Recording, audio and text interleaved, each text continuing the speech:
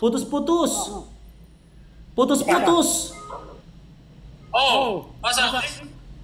Kayaknya putus-putus. Iya, putus-putus suaranya tadi. Gimana tadi? Putus-putus. Iya, aku ngelek ya. Oke. Ya, tidak mau menyembah Tuhan yang menyesatkan. Tuhan itu menyesatkan. Tuhan yang tepat. Dia menyesatkan siapa yang dia kehendaki. Dalilnya Tuhan menyesatkan. Dalilnya lebih dah. Dalil. Quran surah Ibrahim ayat 4. Tuhanmu menyesatkan siapa yang dia kehendaki. Kalau Yesus jalan dan kebenaran hidup. Saya tidak mau menyembah Tuhan yang menyesatkan. Tuhan menyesatkan, bro. Betul tidak? Sudah? Betul. Oke, kita kaji itu. Dengan setan apa bedanya dengan iblis? Sudah? Oke, kita tanggapin ya. Si pengikut jalan lurus mengatakan dia tidak mau menyembah kepada Tuhan yang menyesatkan. Di mana di dalam Al-Quran surah Ibrahim ayat 4 dia katakan Allah itu menyesatkan. Coba kita buka datanya ya teman-teman ya, kita buktikan. Nih, Quran surah Ibrahim. Bagus dari saya ini. Siapa itu? Ayat Quran surah Ibrahim ayat 4. Ada baca ayat. Gak apa-apa, semuanya kita buka ayatnya. Silakan Dinda. Nih Dinda ya.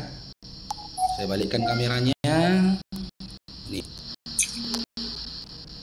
Kami tidak mengutus seorang rasul pun kecuali dengan bahasa kaumnya, agar dia dapat memberi penjelasan kepada mereka. Maka Allah nih ya,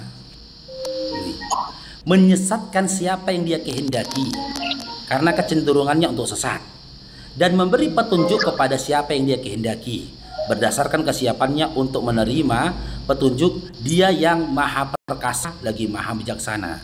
Simak Dinda ya. Sebelum ku jawab ini ya, aku memberikan analogi ini ya. Inilah kejinya cara berpikirnya orang kafir. Coba bisa di-mute dulu Dinda pengikut noise.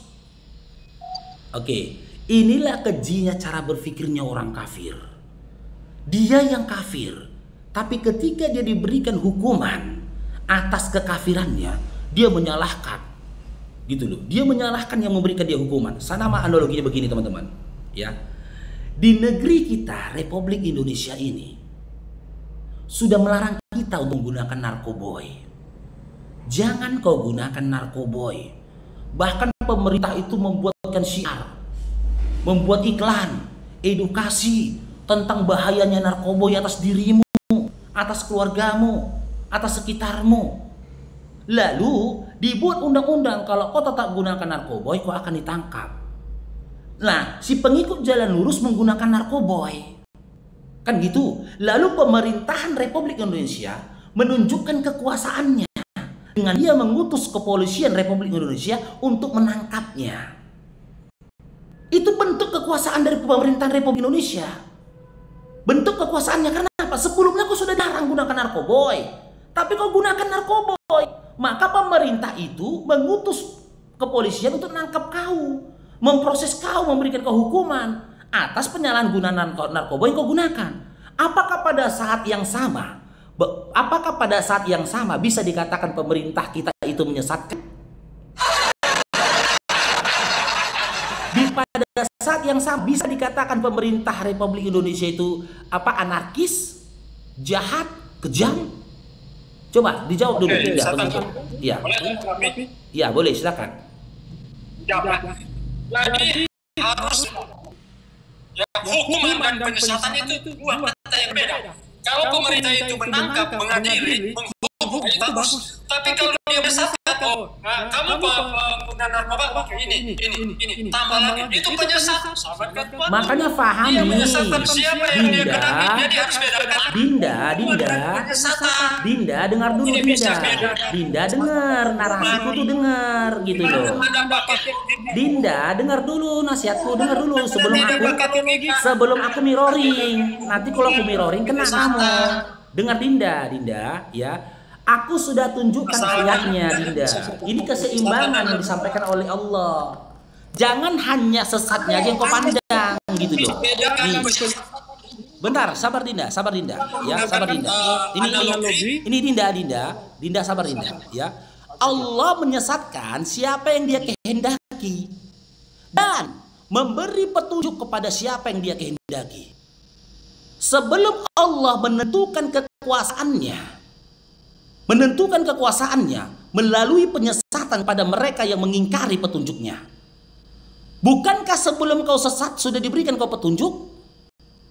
Dinda pengikut, sebelum kau sesat, bukankah sudah diberikan kau petunjuk dengan diutusnya para nabi, dengan diturunkannya kitab, Taurat, Zabur, Injil dan juga Quran? Jawab dulu. Sebelum kau dinyatakan sesat, sebelum Allah menyatakan menyesatkan kamu, bukankah sebelumnya Allah mengutus para nabi? Jawab dulu. Untuk memberi kau petunjuk? Jawab pengikut. Ya jawab dulu. Ini jawab dulu analogiku.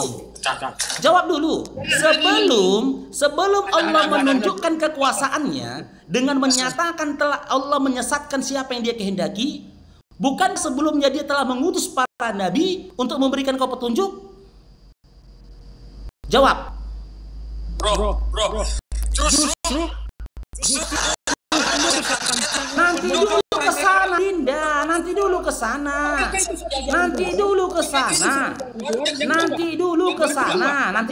Dinda. Oke, kalau nggak mau begitu saya mirroring kamu.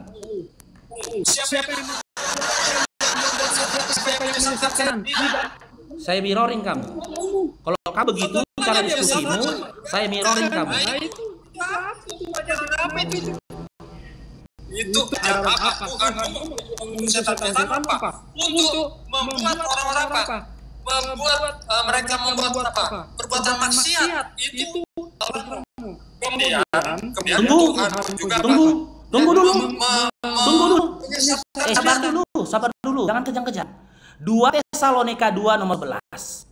Itulah sebabnya Tuhan Kristen mendatangkan kesesatan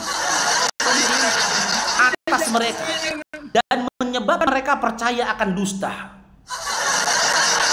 Aku udah bilang, aku nggak akan mau mirroring ketika kau masih mau diajak diskusi dengan baik. Tapi cara diskusimu itu bukan diskusi, berupaya menjatuhkan. Maka kau berabrek saat ini Tuhan tahu. Sekarang jawab. Di dalam 2 Tesalonika 2 nomor 11 siapa yang menyesatkan? Dalam 2 Tesalonika 2 nomor 11 siapa yang menyesatkan? Saya tanya pengikut. Dalam 2 Tesalonika 2 nomor 11, pengikut dengar dulu. Kalau kau bisa diskusi lagi, lebih baik turun dia. Jangan kejang-kejang. Aku tadi berusaha menjawab kamu dengan tenang. Tolong jawab aku dengan tenang. Di dalam 2 Tesalonika 2 nomor 11 siapa yang menyesatkan? Dalam 2 Tesalonika 2 nomor 11 siapa yang menyesatkan? Jijik kan? Jijik. Sudah ditunjukkan Bibelnya jijik. Jijik ditunjukkan Bibelnya jijik.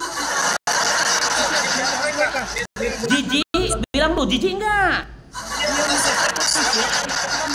Saya tanya ke kamu pengikut. Dalam 2 Tesalonika 2 nomor 11 siapa yang menyesatkan? Dia membiarkan beda dengan apa? Menyesatkan dan Dinda, mendatangkan. Ini bukan membiarkan. Mendatangkan. Ini mendatangkan ini. Dan itulah sebabnya Tuhan Kristen mendatangkan kesesatan. Sekarang saya tanya, dalam 2 Tesalonika 2 nomor 11, siapa yang telah mendatangkan kesesatan?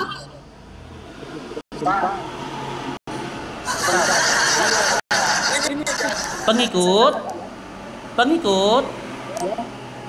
Jangan malu Dinda, jangan malu. Dinda, jangan malu. Tolong dijawab. Tenang, jangan emosi. Pengikut, Dinda, jangan emosi. Sabar dulu. Tenangkan dirimu, Dinda.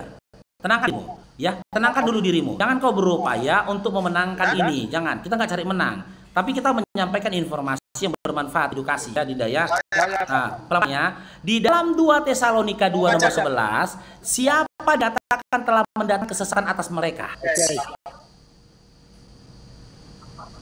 Oke, saja. Iya. Saya mulai dari ayat 9. Kedatangan si pendurhaka itu adalah pekerjaan iblis.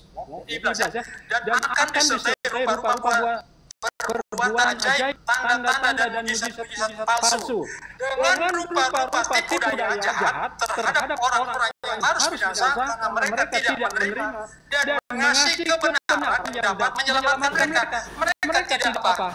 Menghasilkan kebenaran. Maka ini ayat apa? Akibatnya itu mendatangkan kesesatan. Nah, tanya jawabannya apa? Jawabannya apa? Jawabannya apa? Yang mendatangkan kesesatan dalam 2 Tesalonika 2 saja siapa? Yang mendatangkan kesesatan dalam 2 Tesalonika 2:11 siapa? Itu pilihan manusia. Lo kok pilihan manusia? Yang saya tanyakan, yang dengar Dinda, ini udah kencang dia, makanya aku bilang kan, kalau kau mau diskusi baik-baik, aku jawab kau baik-baik, aku nggak mirroring. Tujuanku supaya kau tuh jangan kejang-kejang gitu loh. Nanti kalau kau mirroring, kau kejang-kejang, betul kau kejang-kejang kan? Sabar dulu, tarik napas dulu Dinda pengikut, sabar dulu, Dinda pengikut, sabar dulu, jangan emosi, jangan panik Dinda, sabar dulu, bisa diam sebentar. Bisa diam 2 detik dulu, 2 detik, sabar dulu. Tenang ya, boleh tenang. Boleh kasih aku kesempatan bicara 3 detik saja, 3 detik aja. Ya, 3 detik aja sebentar ya. Ya, jangan panik, jangan kejang-kejang Dinda. Ya, aku tidak nyerang imanmu. Enggak, aku serang imanmu. Ya. Oke, yang saya tanyakan, nah kan sabar dulu loh Dinda, sabar dulu. Yang saya tanyakan dalam 2 Tesalonika 2 nomor 11, yang mendatangkan kesesatan atas mereka siapa? Oke. Yang mendatangkan kesesatan itu pertama adalah akibat dari mereka pakai.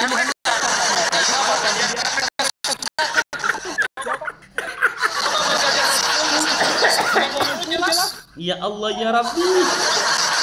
Rupa-rupa.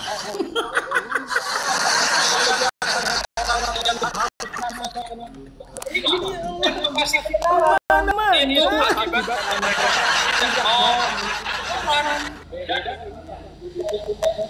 Dinda, menyesatkan siapa yang dikehendaki? Dinda sabar dulu, Dinda sabar dulu ya. Di dalam 2, sabar dulu. Kasih aku kesempatan ngomong sebentar saja. Sebentar saja Dinda ya. 3 detik, nggak lebih dari 3 detik. Tapi tolong dijawab sesuai konteks ya. Sabar dulu Dinda, sabar dulu ya. Sabar dulu. Jangan tenang aja lah, jangan panik lah. Ya, sabar dulu. Saya baca ya. Dan itulah sebabnya Tuhan mendatangkan kesesatan atas mereka yang menyebabkan mereka percayakan dusta. Sekarang saya tanya, berdasarkan 2 Tesalonika 2 nomor 11 ini, ya, siapa yang mendatangkan kesesatan atas mereka? Oke, saya jawab ya. Kenapa di sini ada sebab? Jadi kalau sebab berarti ada keadilan, betul tidak? Oke. Kalau ada sebab berarti ada.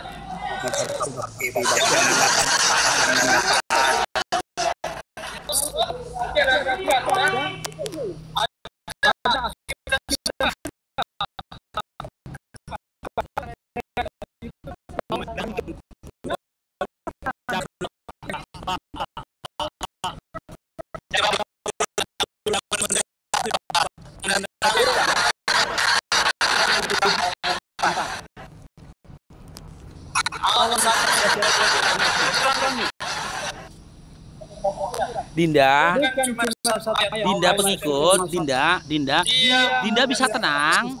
Dinda pengikut bisa tenang. Oke, perhatikan Dinda. Kok jadi kayak gini kau? Dinda, sabar dulu boleh?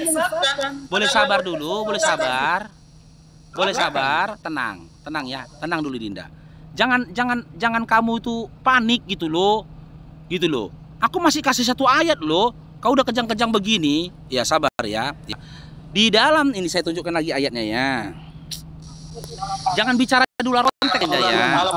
Iya, jangan bicara di luar konteks ya. Perhatikan Dinda ya.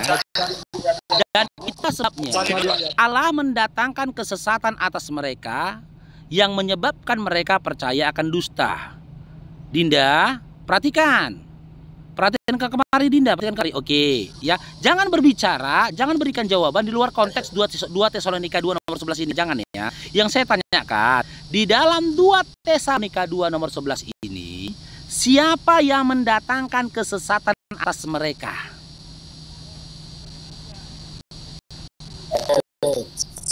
Iya, siapa? Sebelum saya jawab, kenapa Allah mendatangkan kesesatan?